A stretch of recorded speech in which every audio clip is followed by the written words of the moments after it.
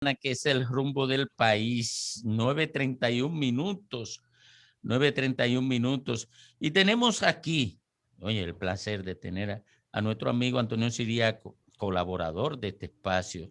Y él es el vicedecano de la Facultad de Ciencias Económicas y Sociales de la Universidad Autónoma de Santo Domingo. Bienvenido, licenciado.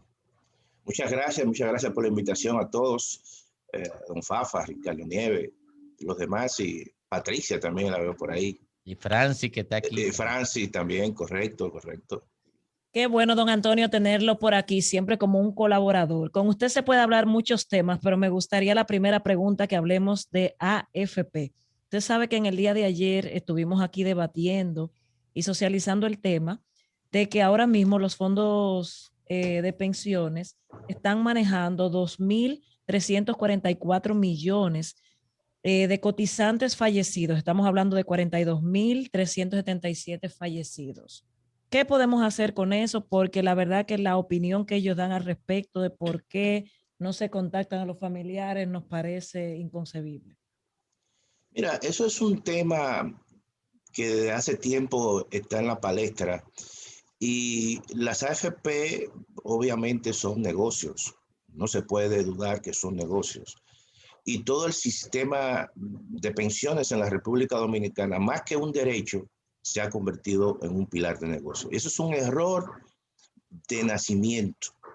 Las AFP debieron de ser, en caso de instituciones mutualistas, oigan bien, mutualistas, pero lo lógico era que nuestro sistema de pensiones fuese un sistema de pensiones, su origen, obligatorio y un componente complementario si las personas quisieran, pero no es un derecho. Entonces, se dan estos casos donde son las instituciones que tienen ahora mismo los mayores niveles de rentabilidad, porque en cierta manera adquieren los títulos públicos, tanto los certificados del Banco Central como los bonos de Hacienda, y que son aquellos que tienen mayor rendimiento en el mercado.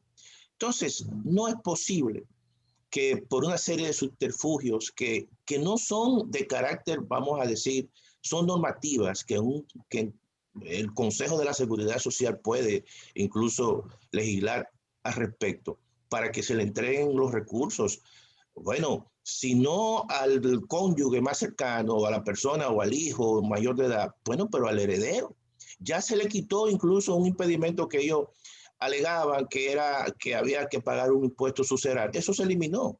Entonces, ¿cuál es la razón por la cual no se le entrega el dinero a aquellos que son herederos o son más cercanos?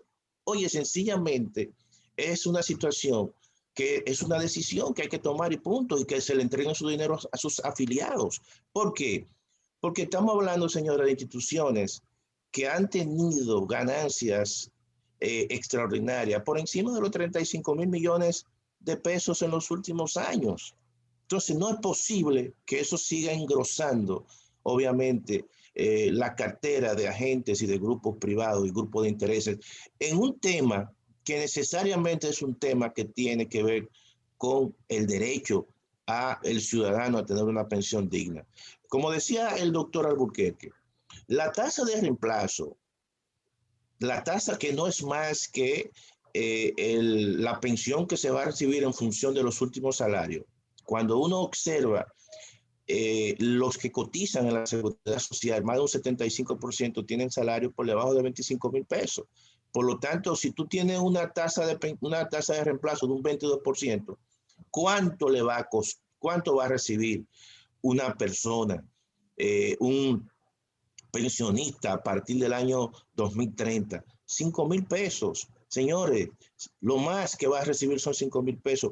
¿Cuánto hoy, señores, la canasta básica, según el Banco Central, para aquellos que están en el primer quintil, es decir, aquellos grupos que son más vulnerables, que ganan salarios mínimos? Señores, de 22,000 pesos, más de 22,000 pesos. El salario mínimo más alto hoy, ahora en estos momentos, son de 17,000 pesos, es decir, que hay una brecha de más de un 25% que separa el salario mínimo más alto versus el costo de la canasta básica del primer quintil. Y cuando uno también observa la brecha entre el salario mínimo más bajo, que es el que se paga en la República Dominicana, es más de un 100%. De manera que si tú proyectas el coste de la vida en los próximos años, obviamente, y lo comparas con la pensión que se va a recibir, oye, estamos hablando de que esa pensión que se va a recibir en el futuro, a lo mejor es 3 y 4 veces mucho menos que lo que obviamente va a costar la vida. De manera que eso es un drama. Yo creo que nosotros tenemos que aprovechar en estos momentos que hay un proceso, el Congreso Nacional, incluso hay una comisión bicameral que va a comenzar a tener vistas públicas, no solamente a nivel del Gran Santo Domingo, sino a nivel regional. Yo pienso que hay que incorporar un componente mutualista donde más que una AFP en función de los procesos de capitalización individual, exista una administradora mutualista donde los recursos que lleguen allí sean de los afiliados y las ganancias sean de los afiliados. Y ese componente debió de estar ahí como una opción, pero no sencillamente sobre la base de ver todo esto como un negocio, como una especie de movilización de ahorro y que grupos importantes, grupos económicos y grupos financieros prácticamente se han beneficiado altamente de este sistema.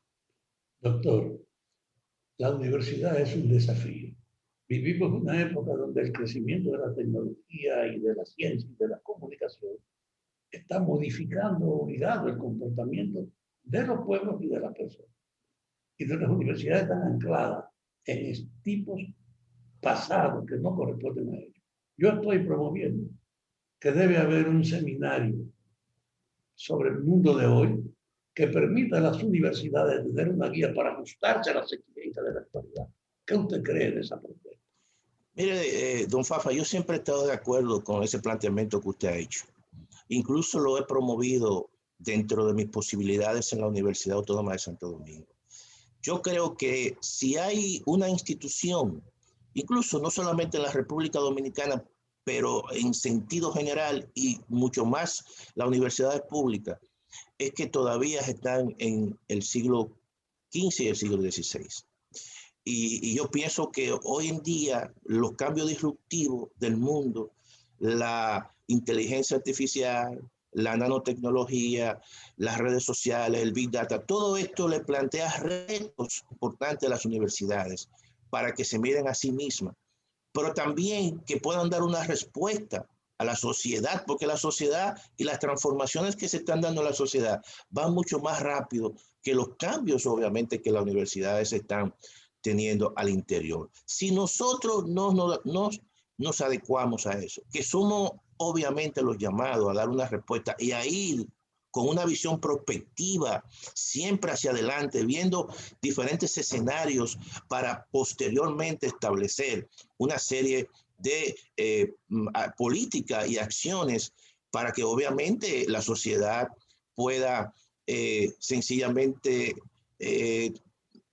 tener ese reto de mejorar las condiciones de vida de la gente, de tener un nivel mayor de cohesión social. Fíjese, el tema de la pandemia, por ejemplo, que nos ha auscultado una cantidad importantísima de problemas. Las universidades, los centros de investigación, los institutos de investigación, y no solamente en el país, sino a nivel regional, hemos estado acéfalos, sencillamente propenso a que los países desarrollados sencillamente no estén suministrando una vacuna. Quizá Cuba, con un ecosistema de investigación, ha dado una respuesta, vamos a decir, en términos que está investigando, posiblemente tenga una vacuna, pero ni Brasil, ni México, que son países grandes, ni Argentina, y mucho menos, obviamente, países de Centroamérica y el Caribe. Estamos propensos sencillamente a cualquier decisión desde fuera y hay que mirar hacia adentro. No podemos nosotros sencillamente depender absolutamente todo de los países desarrollados, tenemos que tener nuestro ecosistema mínimo. Yo le voy a poner un ejemplo a usted. Nosotros a pesar de todo, hemos cuidado en parte nuestra agricultura. Y en los momentos de crisis aquí en este país, en el 2007, 2008 y ahora, prácticamente aquí no se ha importado, y eso hay que decirlo, arroz. ¿Por qué? Porque hemos sido inteligentes, hemos apoyado una parte importante de nuestra producción nacional, y eso no ha permitido que la República Dominicana, quiera o no, produce el 80, el 85% de la demanda de sus alimentos. Entonces, eso nosotros tenemos que trasladarlo al campo de la ciencia, al campo de la investigación. Los institutos de investigación, los centros de investigación, aquí prácticamente se han dejado solo. ¿Por qué? Porque cuando vino aquí una visión totalmente aperturista, neoliberal, ¿qué nos decían? ¿Para qué producir maíz si ustedes lo pueden comprar mucho más barato en el exterior? Entonces, nuestra capacidad mínima productiva, sencillamente la dejamos. Este país producía maíz, este país producía maní y se transformaban en una industria importante. ¿En qué se ha convertido esa industria? En un gran importador. Entonces, eso ha ocurrido también en otros campos del conocimiento y en otros sectores. Por lo tanto, yo creo que las universidades, viéndola de manera global como un ente colaborativo, no de forma individual, sino como un ecosistema, tenemos que retomar todo Maestro, esto. Y esta pandemia ha auscultado todo eso. Así es. sí. Maestro, por último, de mi parte, no sé si se había respondido esto, porque yo estaba fuera. ¿Es inminente el pacto o reforma o las dos cosas? ¿Es inminente? Y si no se hace, ¿qué ocurre? Mira, tal y como se debe hacer un pacto, no hay tiempo. ¿Tú sabes por qué no hay tiempo? Sí. Porque el próximo año el gobierno necesita financiar gran parte del presupuesto. Y viendo la experiencia del pacto eléctrico, que duró más de 3 años, no es verdad que un pacto mucho más complejo, que es el pacto fiscal, tú lo vas a evacuar en 6 meses. Entonces, ¿qué es lo que yo creo? Si el gobierno no hace un pacto fiscal como debe de ser, porque aquí hay que revisar exenciones una por una. Hay que revisar eso, y eso significa que hay sectores que se resisten y se van a resistir. El Estado tiene que asumir una posición de mejorar la calidad del gasto. Y eso significa pasar bisturí y revisarse muchos de las líneas incluso, y el gobierno lo ha venido haciendo, partidas presupuestarias y líneas presupuestarias que muchas veces no son productivas, y eso hay que revisarlo. Eso se lleva tiempo. Ahora, ¿qué yo creo? Si el gobierno no hace nada, la otra cara de la moneda es el endeudamiento público. ¿Qué significa eso? Que hoy en día el endeudamiento público, producto de la pandemia y más un endeudamiento que venía de años anteriores, representa el 74% del PIB. Si nosotros no hacemos mínimamente un arreglo fiscal que permita que el gobierno durante este año incorpore para el año 2022 170.000 millones, 180.000 millones, que es de baja intensidad. Por eso yo digo, lo que amerita en estos momentos es un nivel, una especie, no pacto, sino una reforma fiscal de baja intensidad que le permita al gobierno la recuperación económica, porque si tú haces un pacto, supongamos, de muy alta intensidad que aumente la presión tributaria de un 14 a un 18, eso va a paralizar la economía y va a afectar la recuperación de la economía. Entonces, yo lo que creo que en esta coyuntura, el gobierno, como no tiene tiempo, lo que tiene que hacer es sencillamente una especie de arreglo fiscal de baja intensidad que le añada la presión tributaria de un 14 a un 16.5, es decir, 175.000 millones, y que eso le permita financiar el presupuesto del año 2022. Y a partir del 22, que ya se puede ver una recuperación plena de la economía, que va... No es inflacionario, ese más o menos 2.5, ¿no es inflacionario? No es inflacionario, porque sencillamente ahí se van a revisar una serie de exenciones y El Estado también, déjame decirte lo siguiente, el Estado puede, a través de la eficiencia del gasto, como lo ha venido haciendo, añadir por lo menos medio punto porcentual, más de 25.000 millones, y eso no es inflacionario.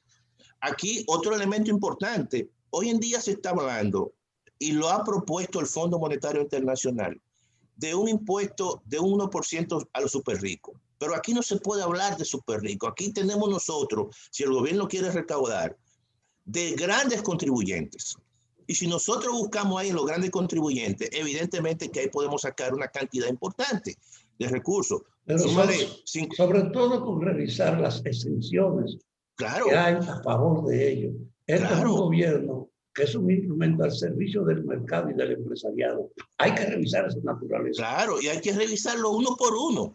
Claro, hay exenciones que no se pueden tocar, y yo lo he dicho. Por ejemplo, no se pueden tocar las exenciones a la salud, no se pueden tocar las exenciones a la educación, no se pueden tocar las exenciones a las personas cuando se tratan de alimentos. Pero después todo lo demás se puede revisar y puede sacar de esa revisión 50.000 millones. Finalmente, eso es así, finalmente, profesor, el presidente de la República ha dicho que hay el 10% de los empleos no se recuperarán. ¿Usted coincide con esa afirmación? Es que es así, porque mira una cosa, hay que diferenciar lo siguiente. Cuando el Banco Central dice que la economía está creciendo, es cierto, pero eso es la recuperación. El crecimiento económico, que significa una recuperación plena, es un crecimiento que no solamente te recupere los empleos que se destruyeron con la pandemia, sino que también incorpore al mercado de trabajo nuevas personas que se añaden todos los años. Por lo tanto, nosotros no estamos en el nivel del crecimiento potencial, que es aquel nivel de crecimiento que te va a permitir tener un nivel de actividad económica parecida a la del 2019. Por lo tanto, en este año, alrededor de un 10%, como dijo el presidente de la República, no van a recuperar su empleo. Incluso hay empresas que todavía no han comenzado a tributar, y eso lo ha dicho el director general de Impuestos Internos. Hay más de 6.000 empresas, muchas de esas son pymes, que prácticamente han desaparecido y que no están tributando. Por lo tanto, no se puede hablar de una recuperación plena, aunque sí la economía ha venido creciendo poco a poco y recuperando su actividad económica. Pero la recuperación obviamente será a partir del año 2022. Gracias, distinguido Antonio Siriaco Cruz, vicedecano de la Facultad de Economía de la Universidad Autónoma de Santo Domingo, por estar en este rumbo, el rumbo de la mañana, que también es el rumbo del país. Hasta luego, gracias a todos. Bye.